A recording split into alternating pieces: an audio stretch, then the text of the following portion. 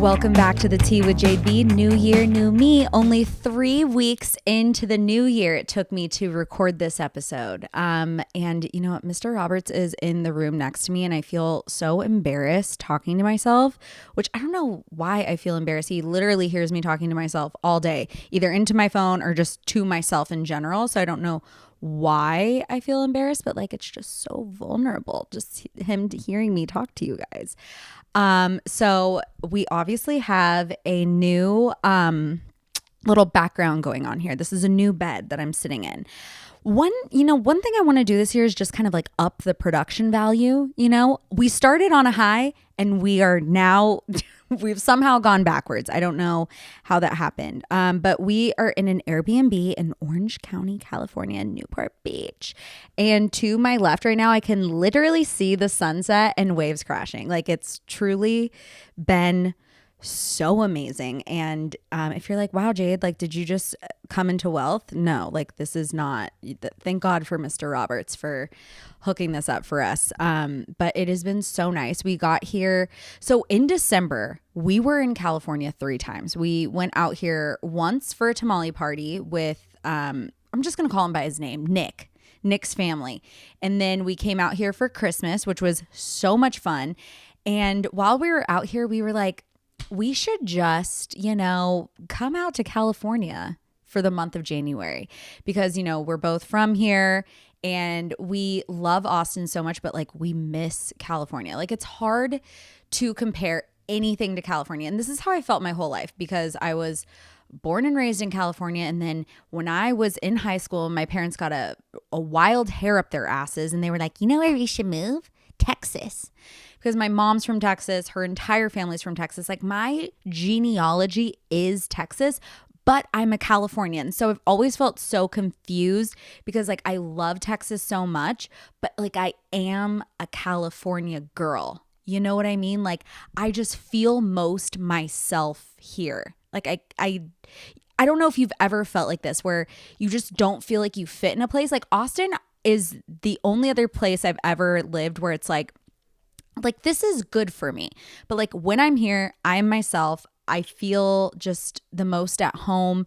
Like when we land, it doesn't feel like we're visiting anywhere. It feels like just we're just in our routine. You know what I mean? I have snot dripping down my face right now.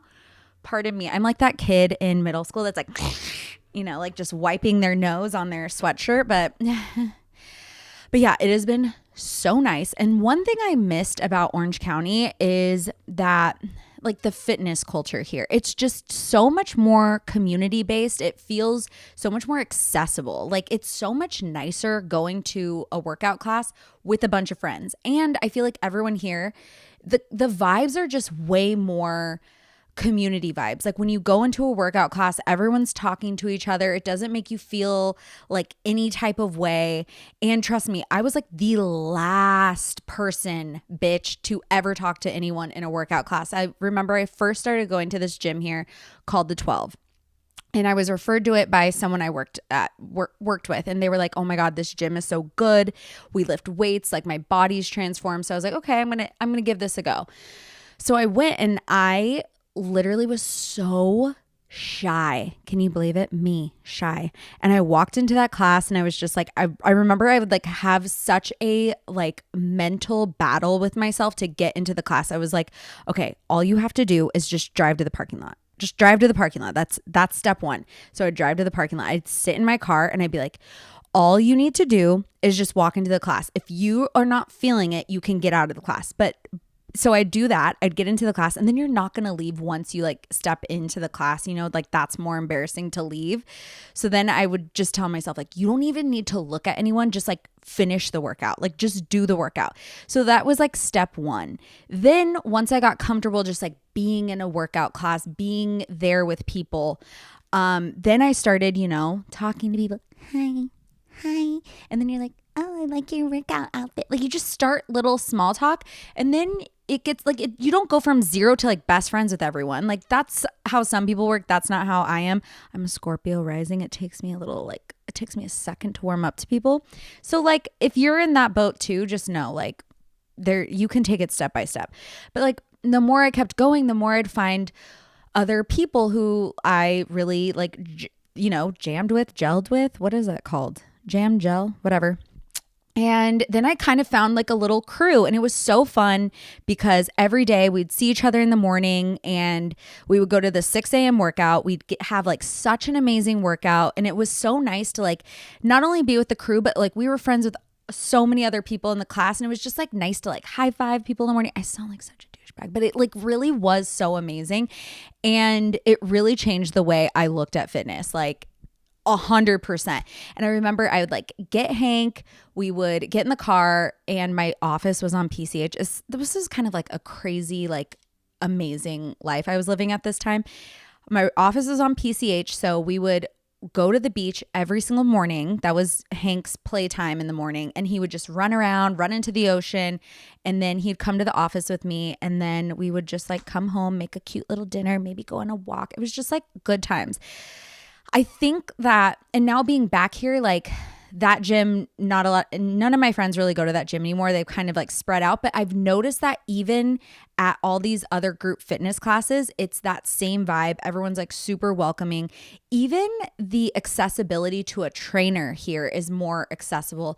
Like I feel like there's so many of these like little gyms and so many people in the fitness industry that it's like really more what's like accessible, I guess, like, money accessible is what I'm talking about, to get a really good workout with a trainer. And that's what I've been doing. So every Monday and Friday, Monday is like a big heavy upper body day, and then Friday we're doing big heavy legs, and this trainer is so fucking hard. Oh my God. Like I can barely walk. I can barely move, but it's such a good workout. And he's just like, and like, it's me and two of my girlfriends, and it's just like such a nice way to start your day.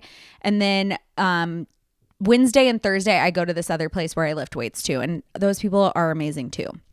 And I think the difference between that and Austin is a fit city. It's just like a little bit more independent. Like there are things you can do that's community based, but it's like still an independent thing. Like you go to the gym, like Equinox or Lifetime or the Collective, and it's like, yeah, you all go to the gym like that, but then you kind of work out by yourself. Or you have run clubs, and it's like, yeah, I'm in this run club, but I'm like running by myself. There's Heat. I really love Heat. I think it's the closest thing I found to an OC class, but I just wish there was more like that out here in Austin, not out here in Austin. Yeah. So of course, that's just me complaining per usual, but it's been so nice, still going strong on Tirzepatide. I do think I'm going to need to, I got to like kick that thing up a notch. Me and medicine, like I really don't have adverse reactions to medicine. So everything is going well in that category. Like I will say though, one of our first weekends here, I had 2 martinis one night and I stayed up late, and I swear I only had 2 martinis. Well, I did have a glass of champagne. We went to Joey in Newport Beach. It's kind of like a douchey little place where like it's like C&B scene. It's very Orange County, which I love. And they greet you with a glass of champagne. So I had a little glass of champagne. Then I had a martini there, had a martini to pregame. So that's like 3 drinks over the course of like multiple hours. And I threw up. Not because I was like so like, like wasted throw up, which is normally how I would be That's normally what would happen for me. This was just like, it was like churning in my belly and I needed to get it out. But I will say the weight loss has not been as like rapid as I thought it was going to be. I thought I was just going to be like a skinny legend by now. And I kind of like that I'm not, because I feel like I'm losing weight at a more sustainable rate. So like when I get off of this, it's not just going to all come back. Like I'm actually losing weight, but I feel as though I just want to like kick things up a notch. So I need to talk to Bailey. She's probably going to like talk me off the ledge, but like part of me just wants to like go like turn it all the way up, 0 to 100. I'm like, I want to be one of those like skinny bitches, but that's the toxic millennial in me. So I don't know. But like all in all, I do feel so good. I feel like I'm less inflamed, so much less inflamed. And I'm not like eating crazy clean here, because this is where all of my favorite food places are. Like I have all my old favorite spots. I'm eating lots of poke. I'm eating, like my old favorite, like, bad things.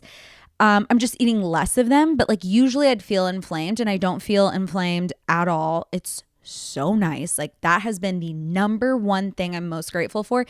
I think people think you're just going to like lose a ton of weight. And I think some people do. Everyone's different. But like for me, the inflammation has just, oh my God, it is such a godsend. And I'm not eating, I want to reiterate, it's not like I'm eating that much different. I'm just feeling less inflamed. Like I think the medicine really does help you not feel inflamed. So can't say enough good things about Tirzepatide. Speaking of Tirzepatide, I have to shoot myself up later. Okay, so OC Living, Tirzepatide. Okay, so we got here. What day did we get here? I think we got here on the 30th of December. And so we spent New Year's Eve here. I was sick as a dog. I got to see my best friend, Lisa. That's been really nice too, like spending time with all of my friends. So Lisa is somebody, I've talked about her on this podcast, but she is my friend from Keller, Texas. And the minute I moved out of Orange County, that bitch moved from LA to Orange County. And I used to have to drive all the way up to Canoga Park to go see her in the fucking valley, like deep valley, like 2 hours in the car just to see this bitch. And the second I moved, she moves to Orange County. So it's been fun to see her, seeing all my other friends. Lucilla, I've been seeing a lot. I think I talked about Lucilla too. She's one of my I have like these OG friends that like knew me. It's funny because I've made so many friends like post divorce and they have no idea about like who I used to be. And then I have these like old friends, like the OGs, and it's just like funny to see them and like they've seen me. It's not funny to see them, but it's funny probably for them to see me, like all the different stages I've gone through since then. And I'm just grateful. It's like to have that crew that has known me for so long and they're all here, which is really nice. Not all of them, but a lot of them are here. And so we got here on the 30th and then what do you know, like literally our second weekend here. When were the fires? That would be like our first full week here were the fires. And it was so fucking windy. And every single year, like, the Santa Ana winds are going to come. They howl through every city. Like I've lived, different places in Southern California.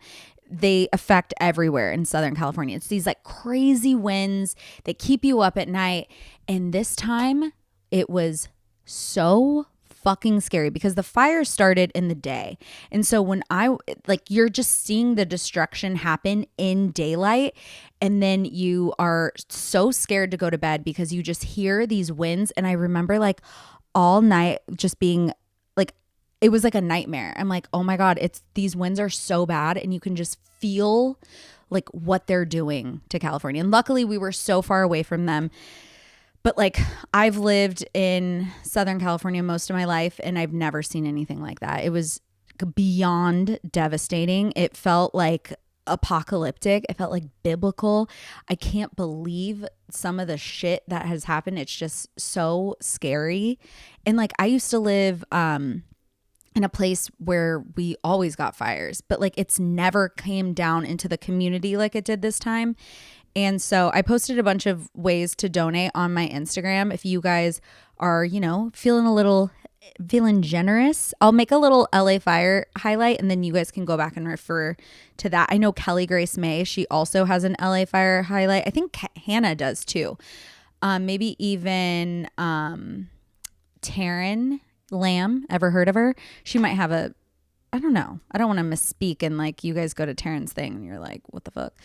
Anyways, so the fires were super fucking scary. Huge buzzkill, obviously. Like people's fucking livelihoods were completely torn apart. Then we go to Glamis. And I don't know if you guys have ever seen those episodes of Real Housewives of Orange County where Tamra takes the girlies to Glamis. And I just have to say, Tamra is from my hometown, Glendora. And she is such a representation of like that vibe. Like you go to Havasu in the summer, you go to Glamis in the winter, and you love Big Bear. That is so Glendora. And like that is so me too. Like I'm not like, knocking that, but it is so Tamra. So we go to Glamis and Glamis is where Vicky rolled in the Can-Am and then she had to get care flighted to that hospital in Palm Springs.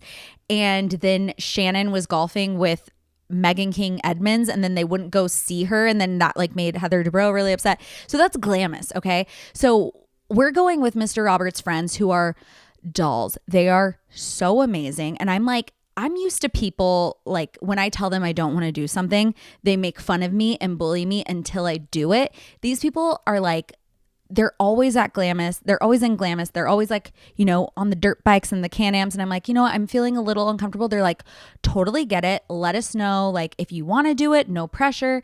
If you want to just hang back, like they were just so nice. And I'm not used to that because my family would literally bully you until you got into the thing that gave you so much anxiety that you know what I mean? That's not how this was. So I was like, okay, you guys, I just want to tell you something. Like, I'm really nervous because I've had friends who've gotten hurt out here and they're like, totally get it. Like, I completely understand. And I'm like, no, you don't understand. My friend got care flighted to Palm Springs. And they're like, no worries. Like, whatever you're comfortable with. Nobody was pressuring me. Like, I was in a one-sided fight with myself, like with this, like, and all along, the person I'm talking about is Vicky Gumbelson, obviously. So that was Glamis. And I just have to say, it is a gorgeous place. There's like really not, let me think. Is there anywhere ugly in California? Like even the desert dunes of Glamis in Southern California are gorgeous. Like this entire state is just so fucking pretty. Like even the places that are people would deem like not appealing, they're all still pretty. It's like you forget that. And when you leave California and then you come back, like it makes you so much grateful for it, so much more grateful for it. Because when you go in Texas, you drive 3 hours outside of Austin. Where are you? Waco? Fucking like Keller, where my family lives. Like that's not pretty. There's nothing pretty about it. Like the beauty is in the people in Texas. Austin is prettier, I would say. The hill country is pretty, but like ain't nothing pretty about Dallas, honey. Ain't nothing. That's where my whole family's from. So yeah, we went to Glamis. Oh, and then what do you know? I'm sitting there in Glamis. I'm like, already just like, have this tension from the fires. Not that like, I don't want to make the fires about me. Like, I don't want to be with those people. Like everyone's posting, oh my God, I loved the Palisades when I went there on vacation for spring break when I was 16. I'm going to miss Malibu. I'm like, why are you like, just don't make this about you. Or they're posting like strangers' homes that are like up in flames. I can't imagine if like, because all these news reporters are like taking these crazy videos of these houses that are just like scorched to the ground, and those are going viral because people just want to feel a part of the tragedy. So I can't imagine if that was my house and it was like going viral for like burning to the ground. I'd be like, I don't want to see that. Well, please stop sharing that. So my social strategy, which sounds so annoying to say, around the fires was like posting things that can help, because like I don't want to add to like the anxiety of it, because I felt so fucking anxious. And also like we weren't safe here in Orange County. I guess we were safe in Newport because it'd be hard for it to get down to the beach, but like still Orange County is known for fires. Like we're still not out of that just because it was happening in LA. You know what I mean? So it was already like tense and Glamis with that, just feeling that. Then we have this fucking TikTok ban that's just looming over our head. And I don't want to feel upset about a social media platform being taken down. And of course the girlies are all crying. You guys don't understand. This is my job. Yeah, it's my fucking job too. But the last thing I want to see is someone fucking crying about it on the internet. I get it. It's bigger than just like a social media website being shut down, social media app being shut down. It's much bigger than that. But like the last thing anyone wants to see is you fucking crying ever on the internet. I promise you, unless it's about a cute dog or something like that. Like I just don't want to see the tears. And maybe that's me being like the eldest daughter. Maybe that's me being a Scorpio rising. Maybe that's me just being an asshole, but I really don't want to see your tears. And if you are crying, I'm probably LOLing inside. And that's just me. But yeah, so TikTok, that was crazy. And I was like talking to, my friends in the biz, and I'm just like, I'm not worried about this. Like, I don't think it's going away. I feel like Taryn Lamb, you guys know her. She's like kind of more my like vibe on social. Like, we kind of both attack it the same way. She's much better at it than I am, but like, so when I like am feeling like I kind of need to consult a coworker, I usually go to her and I'm like, yo, how are you feeling about this? And she was like, I'm, anxious, but like hopeful. And that's like, that wasn't her exact words, but that was kind of like the vibe. Like, she's like, I just don't think it's going to go away. And I was like, I don't think it's going to go away either. And then what do you know, Saturday, I'm like, I really think this shit's going to go away for a second. Like, I didn't think they would shut it down at all. I was surprised that they shut it down at all. So then I started getting really anxious. I go to the farmer's market on Saturday. I have a gorgeous morning at the farmer's market. I pick up some ground beef with liver. I pick up some turkey sausage, some thick cut bacon, some salmon sourced from a responsibly sourced place. I don't even know how you do that, but like I did it. And what else did I get? Oh my God, I got these amazing dips. Let me tell you about the dips. I got a baba ganoush. I got this dip called the kitchen sink. It was basically just like garlic and a bunch of like sun-dried tomatoes, jalapenos, lemon, just like so good. Then I got a spinach feta artichoke dip. Hillstone could never against this dip. And that's a bold claim because I think Hillstone has one of the best spinach artichoke dips in the game. This is better. Hand to God. I don't know why I said that. And then what else was there? Oh, I got a spicy tzatziki. And what was my last dip? That was my 4 dips. Baba ganoush. Yeah, those are my 4 dips with a za'atar pita chip. A dip into each one, and I was like coming up with like the best combos of each of the 4. It was just so good. And then I got some pulled chicken, and then I was just dipping that in the dips, and it was just like I'm having like the best culinary experience here. And Austin does have really good food, but there's just something about like the produce in California is so delightful, and I just felt so good. I was like walking around all this like fresh leafy greens and like citrus and berries, and I just like, it was a very amazing way to start my Saturday. We got a little coffee from Coffee Dose. You guys have probably seen them on the internet. They have like the what's it called, anti-bitch serum. They were like the first one to do that. It's the cutest coffee shop ever. And then I get home and I'm enjoying my dips, and then I'm like starting to see some things pop up on the internet, and then people they're messaging me things. They're like, hey, so my so-and-so works with TikTok and they just got this email, and it looked like a legit fucking email. And I was like, fuck, this shit is going away. It's going away. At least I was like, I know it's going to come back, but it's like going away. So I start going into a frenzy, and I'm downloading every fucking popular TikTok I've ever had. I'm going on a journey of my own making. And I felt insane. I was like, wait, I'm scared. Like, now I'm scared. Like, it felt just like a little, like I didn't like the way it felt, but I was like going through, I was like, oh my God, bitch, you used to be really funny. You need to like step it back up. And it's hilarious. So I'm so ADHD. We're all over the place. Okay, so one of the videos I was downloading, it really took me back to this story. And so the video I had downloaded that was like one of my like viral hits was, I was like, I had come home from a date. This is back in the day before Mr. Roberts. This is like the very, very beginning of 2022. So this is January. I met Mr. Roberts in March. And I had made this TikTok of me coming home to Hank. And I was like, that's okay, Hanky. Nope, he was not the one. Nope, he wasn't the one. Because like when you're a single girl and you're dating, you come home to your dog and you're like, nope, sorry, wasn't the one, honey. And they're like, your dogs are kind of like your confidant when you're dating. They're the ones who watch you get ready. They're the ones that watch you come home. And I think the single girlies really liked that. So, this is where we lead into the story. So I post that TikTok, and then this guy, the guy I went on a date with, texts me. And now let me set this scene. I match with this guy on Bumble, and I'm like, you know what? Not my normal type, but like what I've been doing hasn't really been working. So let's just try it out. I get there. He's a little bit more petite than I gathered from his data that he provided me on Bumble. But I was like, you know what? You know, short kings, like I'm into it. But he was like a petite short king. And he had like very spiky hair, and he had a diamond studded nose ring. And I was like, that is a choice. That is a choice that I would not choose for myself or whoever I choose to be with.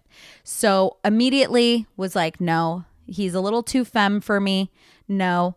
And then we sit down and he goes, I'll have a Riesling. Yep, I have a Riesling. I'm like, Riesling? Really? A Riesling? And he's like, yeah, I love Riesling. And I was like, okay, yeah, so did I when I was 18 and I had 0 taste buds and I was chugging Keystone Light, but okay. So I just was like not really feeling it. But like, of course, I was a delight on the date. It was like, oh my God, Riesling? Okay, yeah. And then, so I come home, make that TikTok video. He sees the TikTok video. Of course, he has something to say. He's like, wow, that really hurt my feelings seeing that TikTok video. And I'm like, bitch, how do you fucking know that was about you? It could have been about anyone. I could have made that days ago. That could have been just like for the bit. And he's like, at least you could have done is told me you didn't want to see me again. And I was like, I've met you one fucking time. I'm not going to tell you, hey, based off of the one hour interaction I have with you, I actually have 0 interest in seeing you again. I know girls say like you should be that forthright with communication, but I think we all know like one date, like I just was not. My belief is like, you don't owe me anything. I don't owe you anything. I think my rule is like the 3-date rule. After 3 dates, I owe you something. You know what I mean? 1 date, no. So he sends me that text and I'm like, okay, you were exactly the person I thought you were. So then I make another TikTok and I'm like, I'm not even like really going out of my way to like intentionally bug this person, but like it was just like a funny TikTok. I knew the girls would like it. So I make a TikTok and I say, oh my gosh, this video is for everyone but the guy I went on a Bumble date with last night. He ordered a Riesling. And the girls that got it. I did get ripped apart in the comments a little bit by some people being like, wow, Riesling's actually really popular in Germany. Okay, is it? Not here. Are we in Germany? No, we're in Austin, Texas. No. And so I didn't really give a fuck. I was like, whatever. Then he sends me another text and he's like, wow, I'm glad I can be used for content for you. That is really low, blah, blah, blah, blah. And I'm like, please, you and your diamond studded nose ring, just block me. Don't look at my shit. Who the fuck cares? No one knows that this is about you. Okay. And he specifically said, somebody sent me your content. I'm like, how would somebody even know that I'm the girl you went on a date with? Okay. And at this point I had maybe 20,000 followers, maybe 30. Like I really like didn't have like a substantial following yet. Not that I do now, but like, you know what I mean? And so then I decided to play ball and the song was trending, so hot you're hurting my feelings. And I made a video to that and I said like, which one of you hoes sent my TikTok to the Bumble date? And then I like kind of had fun with it. The girls that get it. Again, the girls that don't. Then his best friend, who is a girl, everything is just kind of starting to stack up against this guy, right? Girl best friend, red flag. She starts commenting, wow, you really messed up, babe. Rob knows everyone in this town, but good luck, or something like that. Just so bitchy. And then I go to her profile and her entire platform is about how she has herpes. And I'm like, okay, herpes queen is now trolling every single video that I'm posting about this situation. And she's like going in the comments like, wow, you really fucked up. Like, yeah, like you're really gonna make fun of this guy when you have popcorn ceilings. I'm like, yeah, I am. I'd make fun of this guy in a fucking tent on the side of the road. That's just the kind of person I am. Okay, like I find humor in in the little things, in the little diamond studded nose rings. So then I go out day drinking on a Sunday in Austin on Rainy Street. Okay. Just to kind of bring you where I was at that moment, how low I was in that moment. I was day drinking in Austin on Rainy Street as a 33-year-old woman on a Sunday. And I walk up to Unbelievable. Oh, this is like another time. This feels like a lifetime ago. And I walk up to Unbelievable, and who greets me at the door of Unbelievable? Herpes Queen and diamond studded nose ring petite king. And I'm like, here we fucking go. And I go up to, I'm smiling. Hi. No. I'm like, you know what? You got to like, you put yourself in this situation. Now you're going to have to deal with it head on. Don't be a pussy, Jade. Don't be a pussy, Jade. It's me talking to myself. I saddle up to the bar and I'm like, hi. He comes right up next to me. They don't have Riesling here. I said, that's a good one. That's good. Good for you, you know, like trying to give him a prop. Like that was a good joke. Like they don't have Riesling. And then he had to like double down. He's like, I checked. I asked them. They don't have Riesling. I said, okay, cool. And I'm like literally low-key scared Herpes Queen is going to beat my fucking ass. And then I have Petite King flanked on the other side of me. And I was like, okay, cool.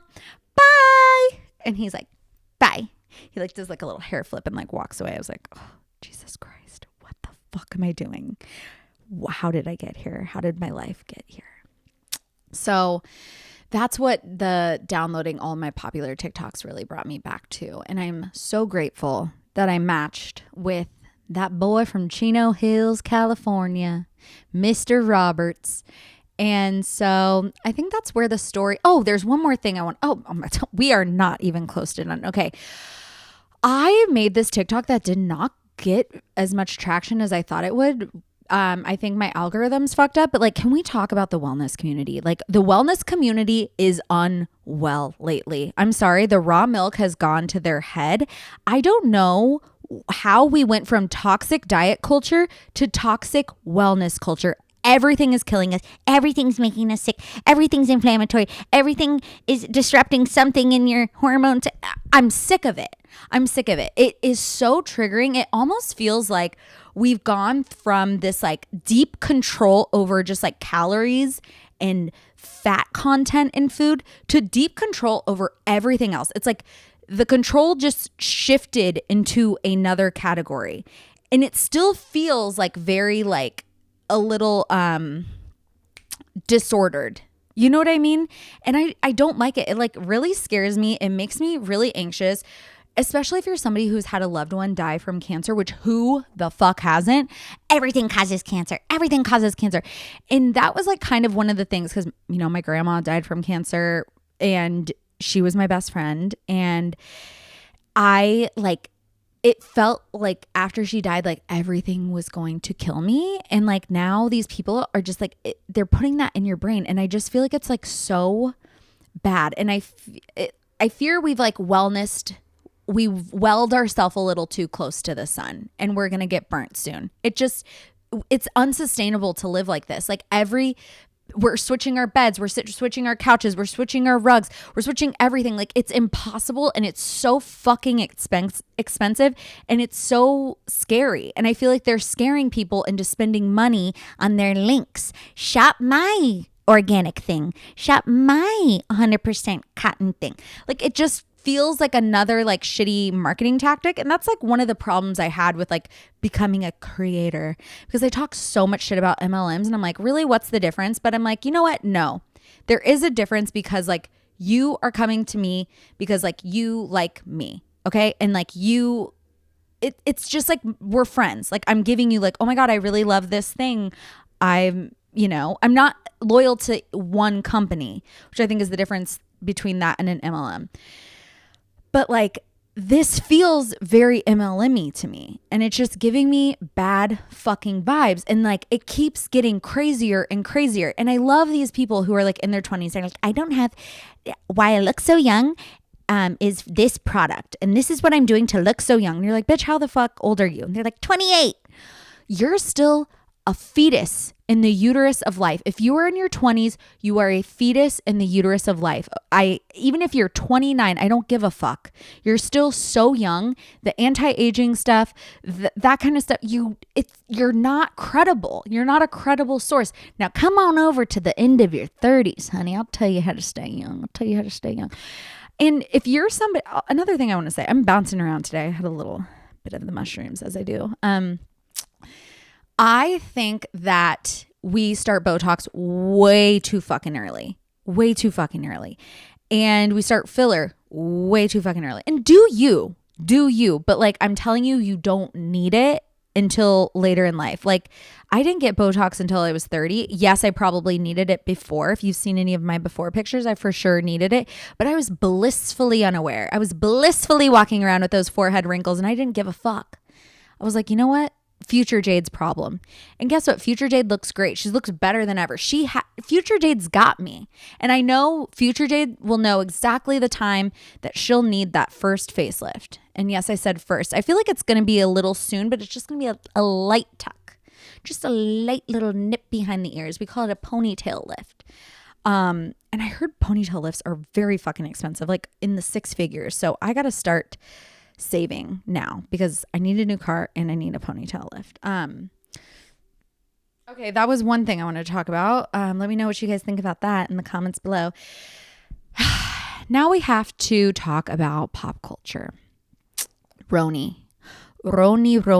Okay, so I watched the season finale of RHONY last night and I've never seen a season so boring get so fucking dark so quickly. What the fuck was that? That was one of the most upsetting episodes of Housewives, I think, since Russell passed away, since Vicky's mom died. Like, it was so fucking disturbing. And at least in those situations, it's a very real thing that happened to somebody. And then you see everyone come together to support that person. This felt like a produced moment gone wrong. And that's why I'm so fucking pissed about it. Because if you don't know what happened, Uba and Brynn are fighting, okay? And they're probably the 2 worst people on the show to fight. Like, I really don't care to see Uba or Brynn go at each other because Uba's mad at everything. It feels like she's so fiery. She's a Leo, right? And I do like Uba. I like Uba, but she's so like, it's hard to like really, I don't know. She's like so reactive, you know? And I'm being careful with what I say because I don't know if that's like bad to say. But Uba to me, she's always goes 0 to 60 with things. And then Brynn is so overly producing everyone. We've caught it on camera. You can see in how she moves. She's so overly produced. And all of her little like spats that she's gotten into have always been like a he said, she said kind of thing. Like the cheese thing with Aaron. Like it was always like, okay, well, who's telling the truth here? You know what I mean?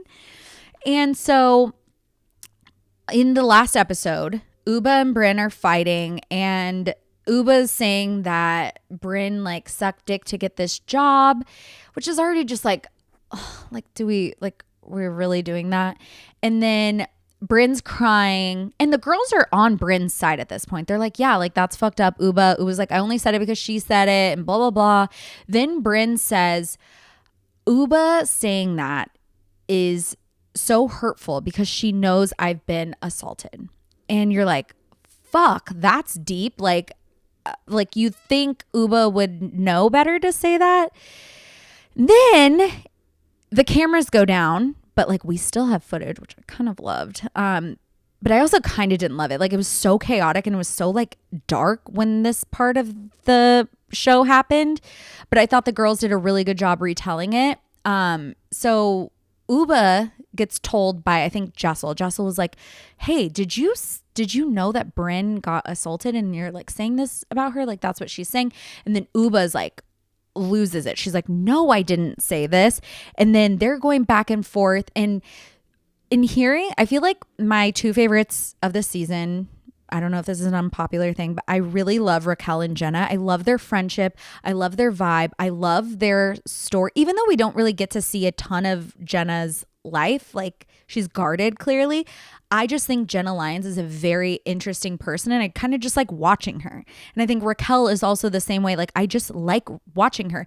I love their commentary on what's going on. Like they're very insightful and thoughtful, and I really liked their retelling of it, because you could just kind of like see how like fucked up and dark this was.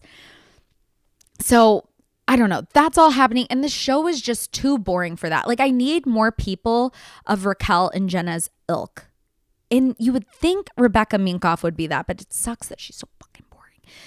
But I just am begging Bravo, like, please don't cancel RHONY. Like, they would never cancel RHONY, right? Like, New York is like ripe with people for this show. I just don't think, I think they needed to cast an actual friend group. If you look back at all of the most iconic first seasons of any Housewife franchise, it's because there's an actual group of people who are tied together and who have like a history with each other. You know, like the early seasons of New York, Jill and Ramona, they've always been kind of battling each other, which was fucking hilarious. You have like this authentic like group of people. If you look at Beverly Hills, they were all connected before. Orange County started as like a group of friends.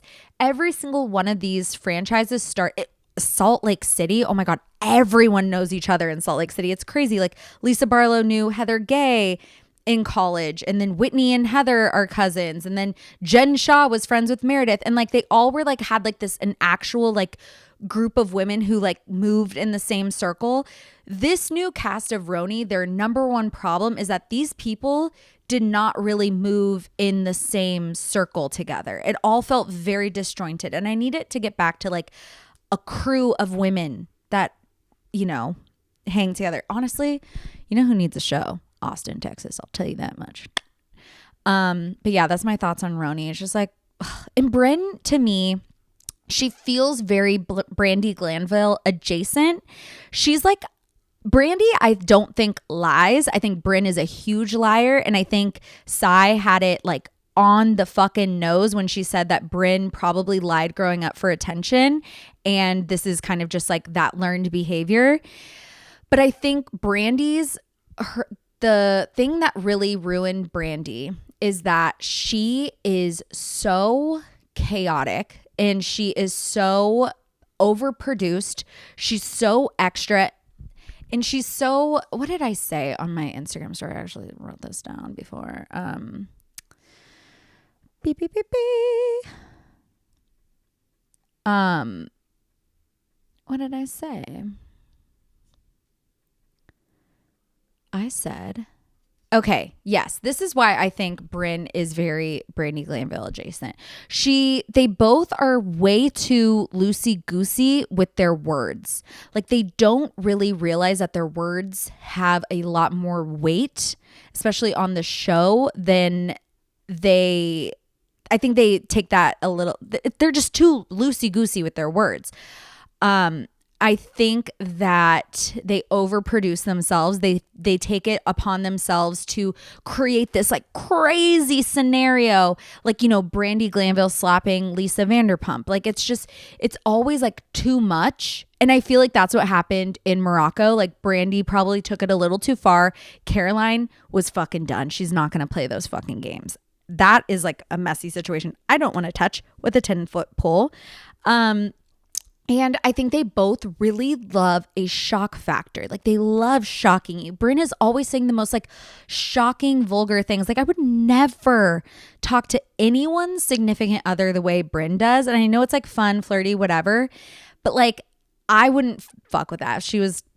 If she came up to Nick and said the shit she says to Abe, we would have some fucking problems, Brynn. Yeah, I just don't like her. She feels too Brandi Glanville adjacent. I don't think she's coming back to the show. We'll see though. Moving on to a lighter subject, Real Houses of Salt Lake City. Gorgeous, my gorgeous baby gorgeous. I just really love the Real Housewives of Salt Lake City. I love every single one of them. Even Brittany Bateman. Brittany with an I. Of course it's Brittany with an I. Is it a law in Utah you have to spell your name like in a weird way? Because everyone, like, nobody just spells their name like normal, you know? And everyone has a weird fucking name in Utah. What is that? Bronwyn? I've never even heard that name, Bronwyn, except for Bronwyn from OC. But I thought that last episode was so good. I think the most surprising thing of this season is that Mary Cosby is a woman of layers. She has so many layers to her. I didn't know that. Like, I thought she was just kind of like a weird fucking human, but no, she is a woman with layers. In that last episode, first of all, the Lisa lunch was hilarious. And of course, Whitney Rose, like, Whitney Rose. She is so sweet. You know, once I was like talking shit, and here's the thing. I don't know if you guys have ever listened to the podcast Bitch Sesh. I used to be like a OG fan back in 2016. They have this line where they'd always say no tagging. And that's what goes down here. No fucking tagging. When I'm talking shit about the housewives, I don't need them in my conversation. I don't want to be in the housewives world. It's like, you know, if you were able to see yourself in the future and like, you don't want to like mess up what's meant to be. You know what I mean? What am I trying to say? Like, if you could go back in time and like change things for yourself, you shouldn't do that. Like, just let things go as they may go. Once us online personalities start getting involved with housewives, we're altering the space-time continuum. You know what I mean? And I feel like that's kind of like what Whitney Rose does. Wait, where am I going with this? Oh, because one time I was talking shit about her on my fucking Instagram story, and one of you sent it to her. And she was like, wow, I wish people would know that I am a human. I am just a human being. I'm like, fuck. You better go apologize. I like literally, it was one of my like gay followers, which I feel so blessed to have the gays who follow me, because like I really just think that they're, you know, they have taste. And I was like, you know what? You need to go tell her right now that you apologize to her. And so he did. And then we fixed it. But it was just like, fuck, I don't need Whitney Rose knowing I exist. So Whitney Rose, sweet Whitney Rose, she, like, that Lisa lunch was just like the wrong time to pick a fight with Lisa, and she knew it. And she knows like how to take it a little too far to irritate the fuck out of Lisa.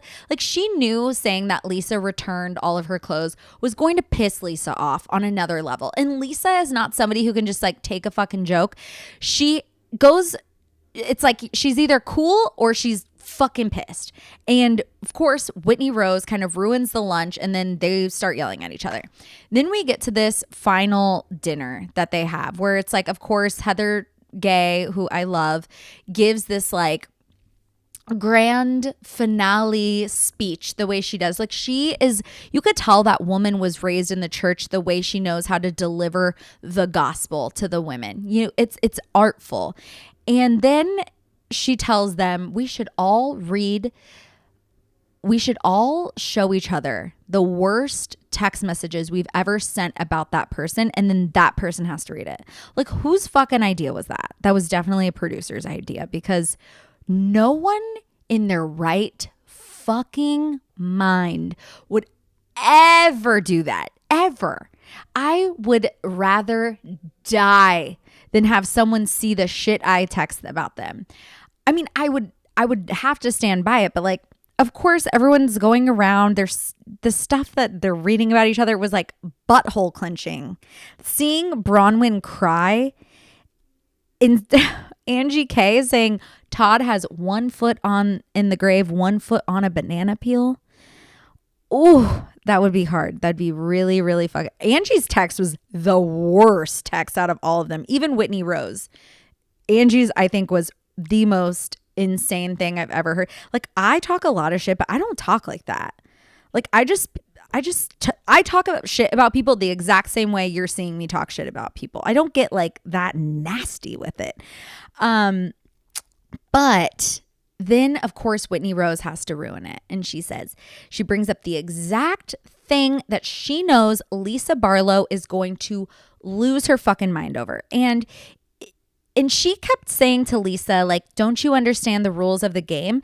But like, I'm not really sure that was the rules of the game, because Whitney's text was a rumor about Lisa, and it said that her and Justin met this girl, and the girl was trying to proposition them for a threesome, and the girl said, "Oh, I gave John Barlow a blowjob while making out, or no, a hand job while I was making out with Lisa." Like, oh my God.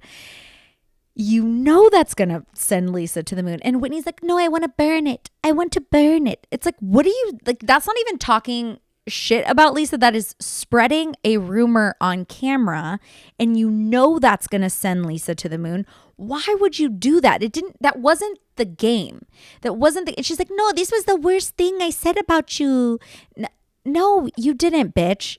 Like, you know exactly what you're doing. You're activating Lisa. Then it just kind of ruined the whole fucking thing.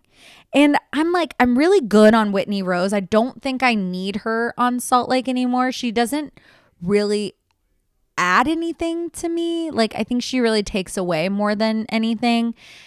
And yeah, that whole thing just felt like very, very, ugh, like I didn't like it. But we'll see how it goes on the reunion. And you know what? That's probably enough out of me today, don't you think? I hope that you guys like this episode. I really missed you, but I just like needed a break. You know, it's so hard. You try being an influencer for a day. Please share this with everyone you've ever met in your life.